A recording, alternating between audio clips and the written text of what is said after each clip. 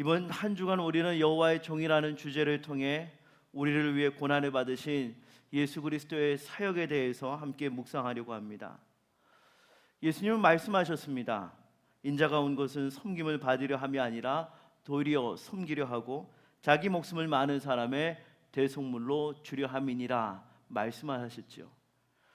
이 말씀 속에는 예수님이 이 땅에 오신 이유가 무엇인지, 그분의 사명과 그리고 우리를 향한 하나님의 놀라운 사랑이 숨겨져 있습니다.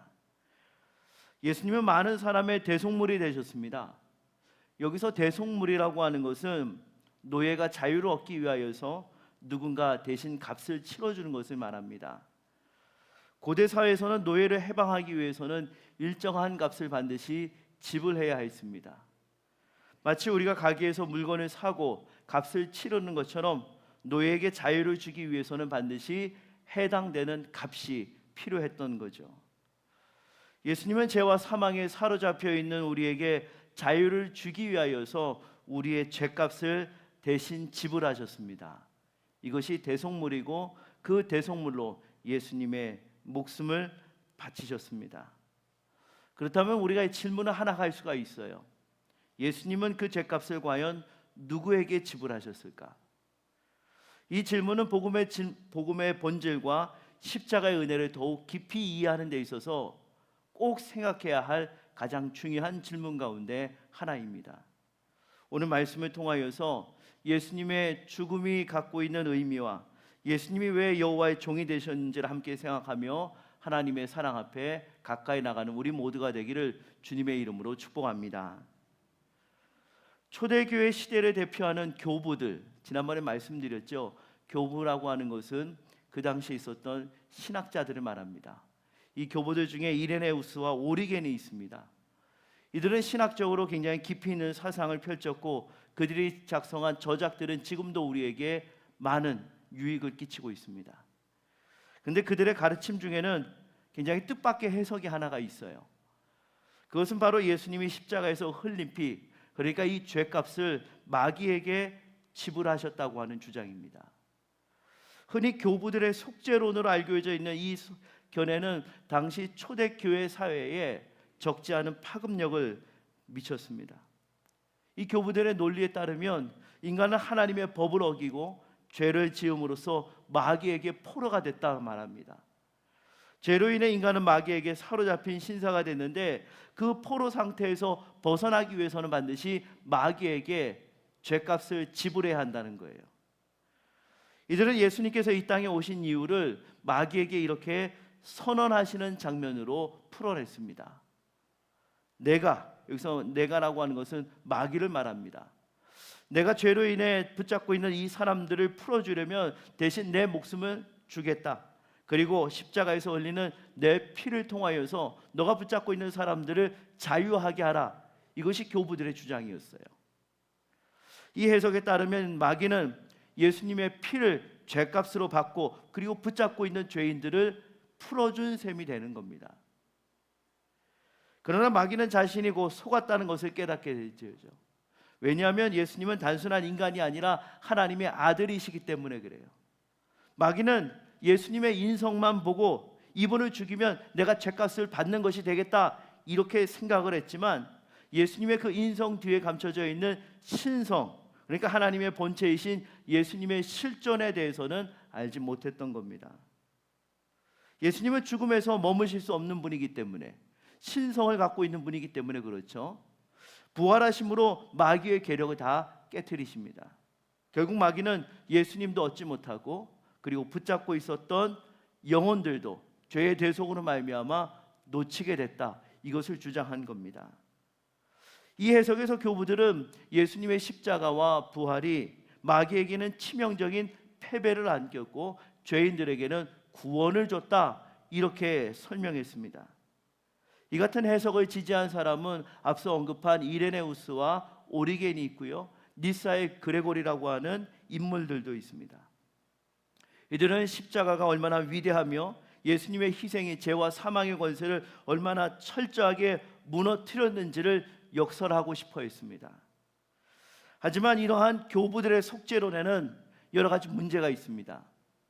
가장 먼저 우리가 묻고 답해야 할 질문은 과연 예수님이 치르신 이 죄값이 누구에게 지불됐는가입니다. 성경에서 죄라고 하는 것은 본질적으로 하나님의 법과 하나님의 공의를 거스르는 행위이지 이것이 마귀에게 빚을 지는 행위는 아닙니다. 따라서 죄의 심판이 이루어지는 주체도 마귀가 아니라 공의로우신 하나님이 되는 거예요. 종교개혁자들은 이러한 교부들의 저작을 연구하면서 예수님의 속죄는 하나님을 향한 것이지 마귀에게 값을 치르는 행위가 아니다라고 분명하게 결론을 내렸습니다. 그러니까 교부들이 그 당시 굉장한 훌륭한 신학자이고 그들의 저작에 지금까지도 아주 중요한 영향을 끼치기는 하지만 이 속죄론에 마귀가 값을 받는다라고 하는 이 요소가 들어가면 이 복음의 핵심이 크게 흔들릴 요소가 된다, 여지가 있다, 이렇게 판단한 겁니다. 예수님이 십자가에서 흘리신 보혈은 마귀를 향한 죄값이 아니라 하나님 앞에 드려진 완전한 속죄 제사였습니다. 십자가는 하나님의 공의와 하나님의 사랑이 만나는 자리예요. 예수님은 우리의 죄를 대신 지시고 하나님의 공의를 이 십자가에서 충족시키신 거죠. 동시에 이 사건을 통하여서 하나님의 사랑이 얼마나 크고 위대한지를 우리에게 선명하게 보여준 것, 하나님의 공의와 사랑이 만나는 이 지점이 얼마나 위대한지를 십자가를 통하여서 우리에게 보여주신 겁니다. 그래서 이 두 가지를 우리가 붙잡지 않으면 복음의 진리가 우리에게 흐려지게 되는 겁니다. 앞서 언급한 이레네우스와 오리겐과 니사의 그레고리아 같은 이 탁월한 신학자들, 참 중요한 인물인 것은 분명합니다. 그들이 남긴 저작 오늘날에도 여전히 신학적인 유익 우리에게 분명히 주고 있어요. 그러나 이들이 주장한 예수님의 속죄에 대한 이해는 아주 매우 중요한 부분에서 오해를 갖고 있죠. 두 가지 핵심적인 오해가 있습니다. 첫째는 마귀에게 과연 권리가 있는가라는 겁니다. 교부들의 주장은 이렇습니다. 인간이 죄를 지어 마귀에게 포로가 됐으니까 하나님이 마귀에게 값을 치러야 죄인을 풀어줄 수 있다, 이렇게 본 겁니다. 하지만 성경은 마귀가 이미 하나님의 법을 어기고 타락한 피조물이고 마귀 역시 심판을 기다리는 존재다라는 것을 분명히 가르치고 있습니다. 마귀가 하나님을 상대로 값을 내면 이들을 놓아주겠다, 이런 요구할 만한 자격이 있을까요? 그런 자격이 없죠. 지옥은 마귀가 주도하는 것이 아니에요. 우리는 간혹 드라마와 영화를 통해서 그 지옥을 마귀가 주도하는 것처럼 우리가 인식을 하고 있는데 성경은 그렇게 가르치고 있지 않습니다. 지옥은 하나님이 공의로 죄를 심판하시는 자리입니다. 그러므로 예수님이 흘리신 이 피는 마귀에게 지급된 대속물이 아니고 예수님의 그 보혈은 하나님의 법정에서 효력을 미치는 거룩한 희생제물인 것을 우리는 분명히 알고 있어야 돼요. 두 번째로 교부들은 결정적인 오해를 했죠. 우리는 마귀의 법을 어긴 것이 아니라 하나님의 법을 어긴 거예요. 아주 중요한 내용입니다. 마귀의 법을 어긴 것이 아니라 하나님의 법을 어긴 겁니다. 에덴 동산에서 아담과 하와가 범죄한 것도 마귀의 명령을 어긴 것이 아니라 하나님의 명령을 어긴 거예요. 이게 분명하게 우리 가운데 잡혀 있어야 되는 겁니다. 그렇다면 죄의 책임은 마귀에게 있는 것이 아니라 하나님께 있는 겁니다. 그래서 그 결과를 요구하시는 분이 누구예요? 마귀가 아니라 하나님이신 거예요. 로마서 6장에도 죄의 결과는 뭐라고 했죠? 죽음이다라고 말하고 있습니다.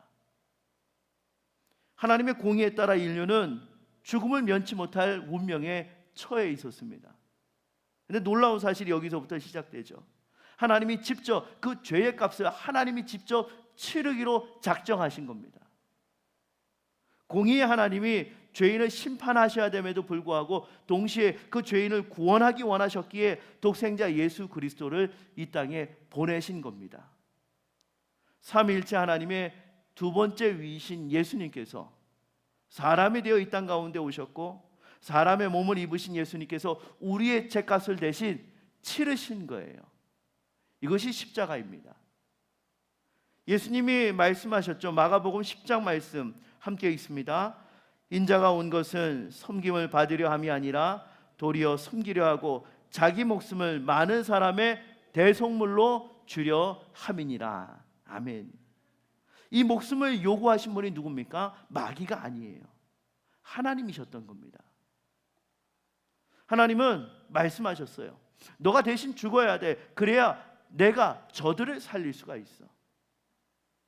예수님은 이 뜻에 온전히 순종하셔서 십자가에 달려 죽으심으로 말미암아 속죄를 완성하신 겁니다. 예수님의 공생의 전체가 이 십자가의 때를 향하여서 집중되어 있죠. 예수님이 계속해서 복음서를 보면 내 때가 아직 이르지 않았습니다, 내 때가 아직 이르지 않았다 말씀하셨는데, 이렇게 하신 것은 그 때가 바로 인류 구원을 위하여서 예수님이 죽으실 순간이기 때문입니다. 세상에 존재하는 수많은 종교들을 살펴보면 그 창시자의 가르침이나 수행 방법이 중심이 돼요. 하지만 기독교는 다르죠. 복음서의 큰 비중이 어디에 있는지 아세요? 예수님의 죽음에 있어요. 예수님의 부활에 집중되어 있습니다. 이런 것은 예수님의 죽음이 기독교 신앙의 정수이기 때문에 복음서의 많은 부분이 예수님의 죽음과 부활에 할애되어 있는 겁니다. 죄의 결과는 죽음이고 죄인된 우리가 살기 위해서는 누군가 죽어야 합니다. 그 일에 합당한 분이 누굽니까? 바로 사람이면서 동시에 하나님이신 예수 그리스도밖에 없어요. 그래서 예수님이 말씀하셨죠. 내가 너희를 살리기 위하여서 내 생명을 대속물로 주겠다 선언하셨고 마침내 고난의 길을 걸어가시고 십자가에 달려 죽으신 겁니다. 이것은 예수님의 거룩한 사랑이자 복음의 핵심입니다. 예수님의 속죄는 철저히 하나님의 그 공의를 만족시켰고, 말씀드렸죠. 이건 마귀와 협상한 결과가 결코 아닌 겁니다. 예수님이 지불하신 값은 하나님 앞에서 우리의 죄가 완전히 해결되도록 하신 거예요. 하나님의 공의를 만족시킨 겁니다. 그리고 이 사랑 때문에 우리가 구원을 얻었고 죄와 죽음의 권세에서 해방될 수 있었던 겁니다. 지금도 우리가 낙심하거나 넘어질 때 바로 이것을 생각해야 되는 거예요. 아, 예수님께서 우리의 죄값을 대신 치르시고 십자가에서 죽으셨구나. 초대교회 교부들이 남긴 가르침 가운데 탁월하고 귀중한 부분이 많이 있지만 예수님이 마귀에게 죄값을 지불했다라고 하는 이 특정 속죄 교리는 우리에게 많은 오해를 줄 수가 있습니다. 예수님의 보혈은 마귀를 향한 대가가 아니라 하나님 앞에 드려진 완전한 속죄입니다. 십자가 위에서 하나님의 공의와 사랑이 함께 드려졌고 우리가 치러야 할 이 값을 예수님께서 대신 짊어지셨다는 것, 이것이 기독교 복음의 진수, 중심인 겁니다. 우리가 이 핵심을 붙들고 살아갈 때 예수님의 희생과 부활이 얼마나 놀라운 것인가를 다시 한번 깨닫게 되죠. 이 사랑에 깊이 감사하고 하나님 앞에 예배하는 우리 모두가 되기를 주님의 이름으로 축원합니다. 오늘 말씀 정리합니다. 예수님이 여호와의 종으로 오셔서 우리의 죄를 대속하기 위해서 자신을 하나님께 드린 이 복음의 핵심 진리에 대해서 우리가 함께 짧게나마 묵상하는 시간을 가졌습니다. 예수님이 죄값을 치르신 대상은 마귀가 아니라 죄를 심판하시는 하나님이시다. 오늘 이걸 붙잡고 가셔야 돼요. 우리는 본래 하나님의 공의 앞에서 죽을 수밖에 없는 존재였지만 예수님이 그 진노의 잔을 마심으로써 하나님의 공의를 만족시키셨고 또한 우리를 살리고 싶어 하신 하나님의 사랑을 만족시키신 겁니다. 이 복음 앞에서 이제는 우리는 더 이상 종이 아니에요. 죄의 종이 아닙니다. 우리는 값주고 사신 존재가 됐어요. 그 존재답게 살아가는 것이 이 시대를 향한 우리의 소명이고 우리를 향한 책임인 겁니다. 예수님이 하나님의 법에 순종하신 것처럼 우리도 그 하나님의 사랑에 감격하고 순종하는 삶을 마땅히 사셔야 합니다. 그럴 때 그 삶이 하나님의 은혜에 십자가 사랑에 합당한 삶이 되는 겁니다. 오늘도 이 예수님의 사랑을 마음에 새기고 그 사랑으로 삶에서 실천하는 우리 모두가 되기를 삼위 하나님의 이름으로 축원합니다.